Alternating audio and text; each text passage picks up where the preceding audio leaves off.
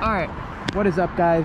This is going to be a 6-month review on my new to me Ninja 300.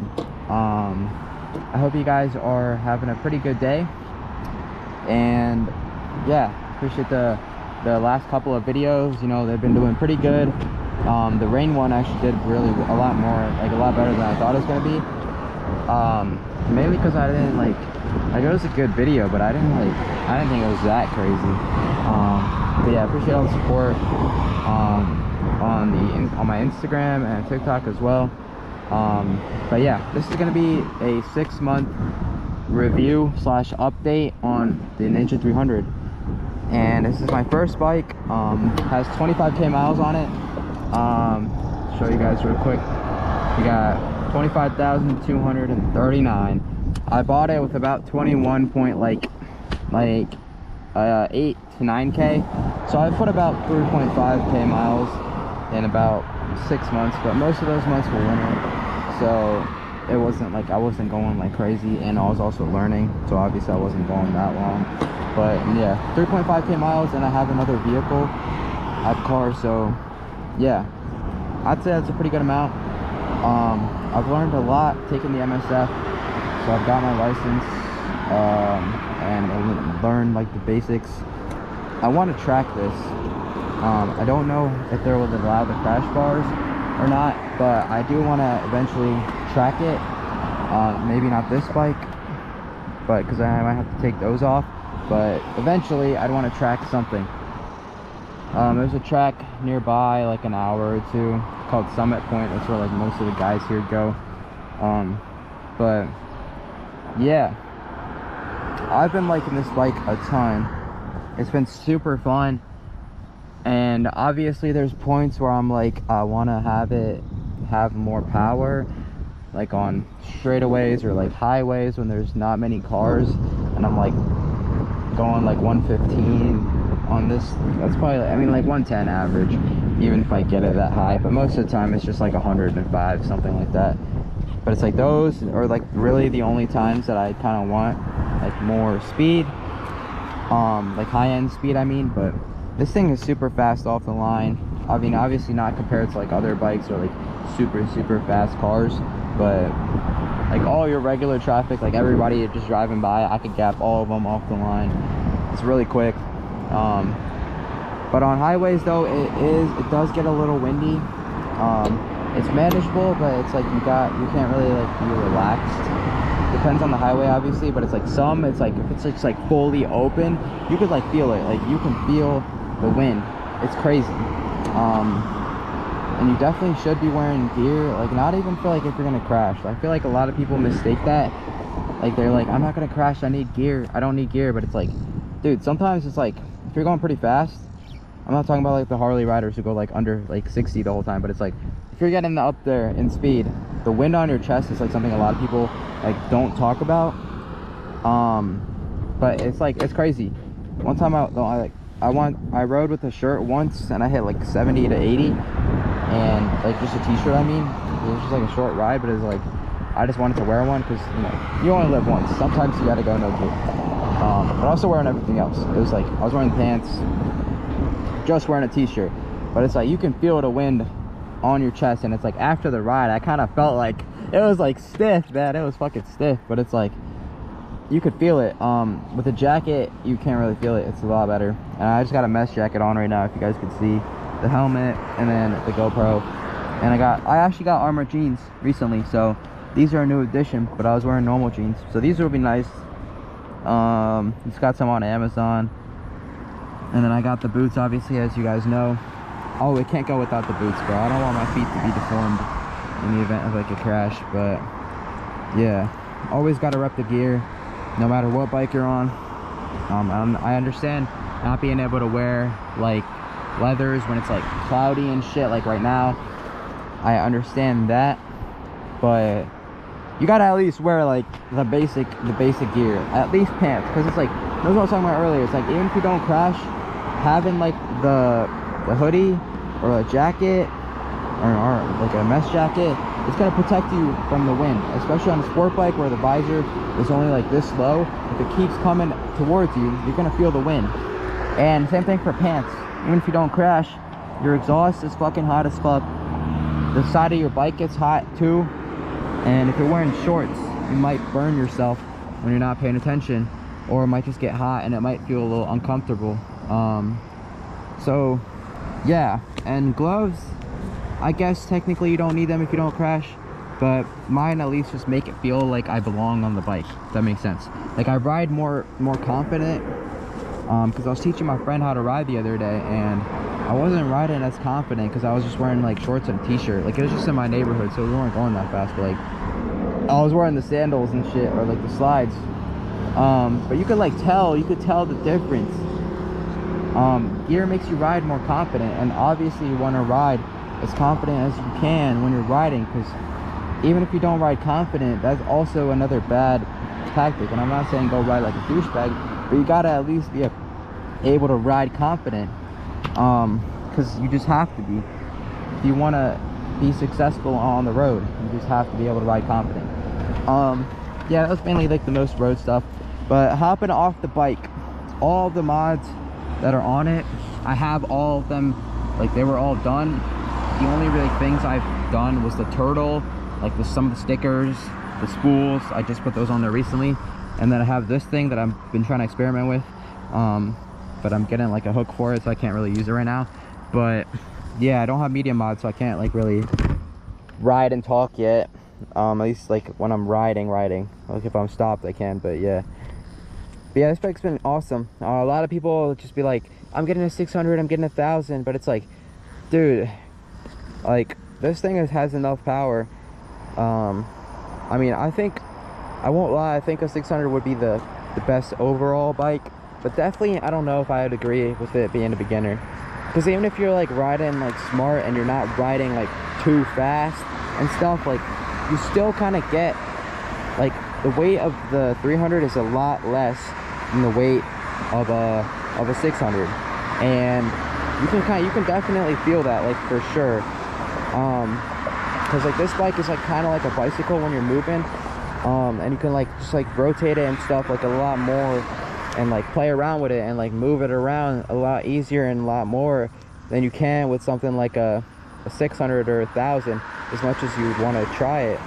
And obviously I do wish I had the high end speed at times, but it's like, dude, them tickets, the faster you can go, the more trouble you can get in. And even though 100 miles an hour is bad, which I can get to on this bike, it could be a lot worse, like 150 or like 200, which is wild. But at that point you might as well just start running. But yeah, it's been crazy. This bike has definitely been fun. I don't want to sell it. I don't think I will either. If I upgrade, it's gonna be that I get a newer or another bike, and I'll keep 300 too, because it's nice having both. If I had both, I don't want to only just have one, because the 300 is nice.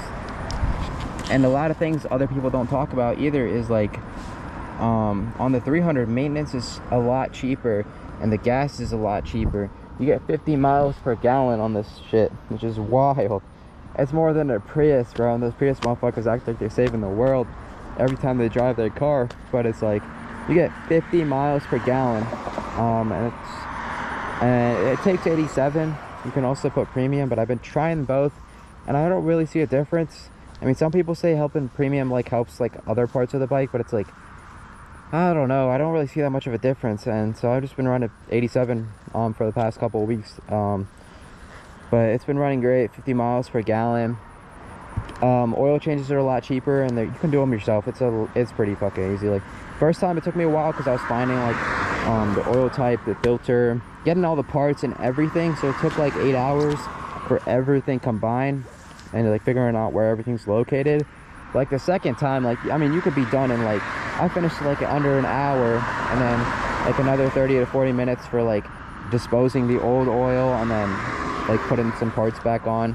But yeah, you could be done in over an hour and a half, and parts only cost me like $27, so it's not a lot compared to like how much you'd need for like a car and stuff. But yeah, I mean, it's been great. It's a lot cheaper. It's a nice ass bike, I won't lie. Like, it has all kind of like the all the benefits of like every other bike other than the high-end speed. Like this thing is fast, bro. I won't even lie to you. Like it's not as fast as like 1,000 or 600. Like if you've seen my other videos, you can tell like off the line that they're a lot quicker than this, obviously. But yeah, it's still fast. Like it's not a slow bike, especially compared to like all the regular traffic cars out there. It is a fast ass bike. Yeah, trying to see what else did I want to cover. Yeah, it has 25k miles on it. I've done the oil change twice now, because I do kind of ride it hard. Like you'll get high RPMs a lot, and you probably don't have to change it that often, but I just, like I said, it's 27 bucks. It's a lot cheaper than having like engine problems down the line. But yeah, I mean, it's been great. Tires, I had new ones on when I bought it from him, or when I bought it, I mean. But yeah, brakes, I probably should, I think I might have to replace the rear ones, but they've been working fine so far. And obviously you engine brake a lot too, so it's like the brakes aren't taking like a full beating all the time. The exhaust, he did it. It's a slip on, like I said. The plate, the rear fender delete, he did it as well. The black tinted windshield, he also did it. He did it himself too. I mean, I don't know if he did it himself, but he did it. I mean, most of the mods, like I said, like the crash bars, I don't know if you need full-on crash bars, but I would definitely get just frame sliders too. You probably have them like here, or that's like where your passenger foot peg is, but get frame sliders right there. And you might as well get spools. They're not, you kind of need them for a rear stand, which I just got recently, but I would definitely get one in the beginning because it does help make oil change a lot easier, and other maintenance too. It just makes everything else a lot easier. And obviously I'm not gonna be like get pit bull, because I know that shit's expensive, like 300 bucks. Mine was like 60. I got it online. It's been pretty good so far. I mean, it hasn't been that long. It's only been like a week that I've used it, and so far I only used it to like do chain maintenance, which it makes it so much easier without having to move the bike back and forth.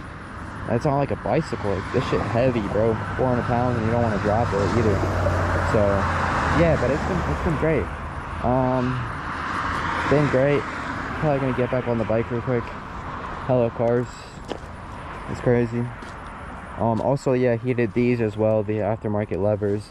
This is the gear indicator, by the way, like the one he put on aftermarket, but it wasn't really working that well, so I kind of just took it off, or turned it off. Like, I unplugged it on accident, but I didn't really want to put it back anyways, so I kind of just left it like that and just put tape on it, because its tape was falling off, so I didn't want it to just fly off when I was riding.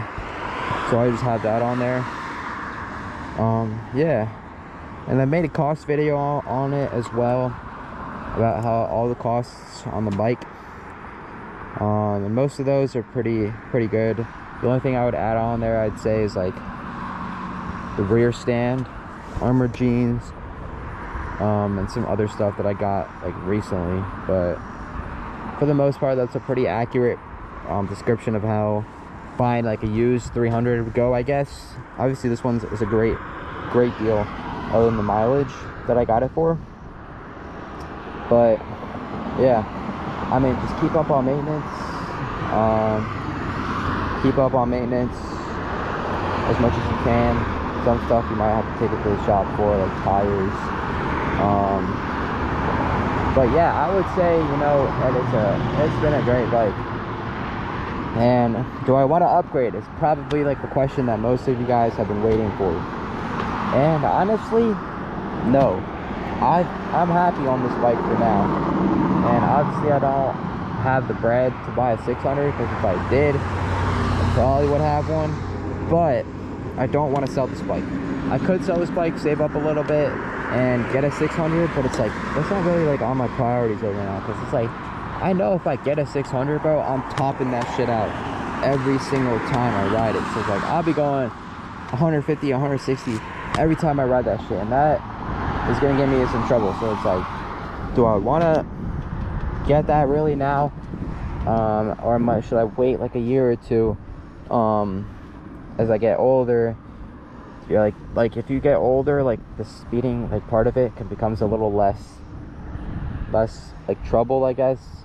and I'll get some more experience on this thing. But if you're a beginner rider, honestly, bro, I would say get a used 300. It's something that you can just beat on. You can crash it, you can drop it. Don't worry about that. Just worry about learning the bike, learning how to ride a motorcycle. Get your experience, get your skills that you need on this bike, and then upgrade to a 600, and then practice that. And definitely take like a track day. And I haven't taken one yet, but I want to soon. Definitely get a track day going. That would help. It's gonna help a lot. It's like everyone thinks track is like racing, but it's like it's gonna help you like a lot in terms of like learning how to ride a bike.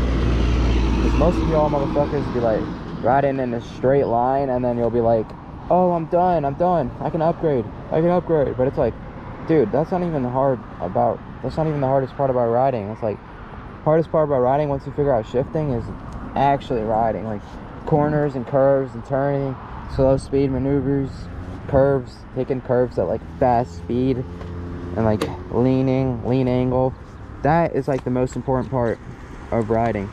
Being able to brake fast, being able to accelerate quickly if needed, and being able to slow down almost as fast as you sped up in the first place. And that's what a lot of people don't talk about, is like you got to be able to slow down as fast as you speed up. And that's where a lot of people get caught lacking, is they'll just go fast and they'll never learn how to slow down, and that's how they get into like accidents and stuff.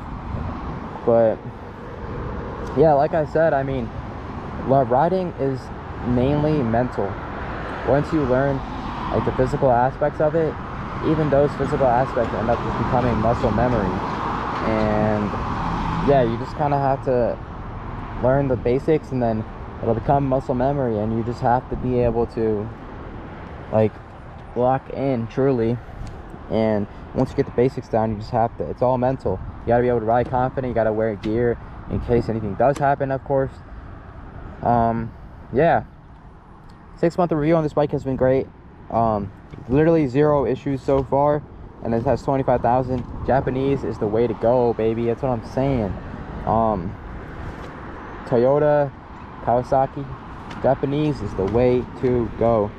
And this bike is a 2017 Ninja 300. No ABS, no traction control, by the way. I've ridden it once during the rain, if you guys have seen. And yeah, really, honestly, no other problems. I've never locked up a rear tire, never locked up the front either. I have crashed it once, and I have dropped it once as well. So 2 like minor crashes, I guess. One was a low side crash. I braked way too hard. It's like a 10-foot patch of gravel, like literally the whole road is gravel, and I didn't see it because me and my friends were filming some stuff. And I tried to get like a little extra shot in at the end, and the sun was coming like this way, so like it kind of covered the gravel. I didn't see it, and it ended up making it bad, and I just crashed this way. Luckily it was a low side, because a high side would have been a lot worse. But yeah, I was wearing a full suit, full leather suit. It was a 2-piece, but I zipped it up, so it was full suit, all the other gear. So literally no damage on me, other than like a small scratch on my left elbow. Not scratch, it was like a little bruise. That was literally it, like nothing else, which is crazy. The bike took a little bit of damage, but obviously with the crash bars, it wasn't as bad as it could have been. Some stuff broke, like some clips. I still haven't like fixed those yet either, to be honest with you. Like the pairing, you can kind of see through here. It's a little loose because there's no clips. But yeah, not the end of the world. Crash bars definitely helped a lot in saving it. So yeah, I mean, I would definitely recommend frame sliders, but crash bars, if you're gonna get them, I don't have any complaints, other than like kind of, they do stick out a little bit, so it's like your feet have to kind of, they sit at kind of a weird position, and sometimes it can be hard to like rear brake, if you can see what I mean, because like your foot kind of gets stuck, so you kind of have to like angle it weird. Other than that, I mean, they're not that big of a deal. And sometimes they're actually kind of cool, like when you're riding for a while and you're going like in a straight line with no signals or whatever, you can kind of like put your feet up here, if you've been riding for a while, I mean, and it kind of like makes it cooler. Like kind of makes it like smoother to ride, like for your feet. I mean, so they don't get as sore. Which is kind of cool to say, but yeah, I mean, that's mainly the stuff I wanted to cover. If you guys have any other questions of stuff that I didn't cover, please comment them down below, and I will respond to all of them. And I might even make another video if you guys have some good questions. So yeah, I mean, let me know what you guys think. And I know that this might not have been the answer that some of you guys were looking for, but I honestly, that's literally like my honest reaction, or my honest like opinion. And I am 19, by the way, so it's like it might be different for some of you guys who are older and you have some more experience under your belt.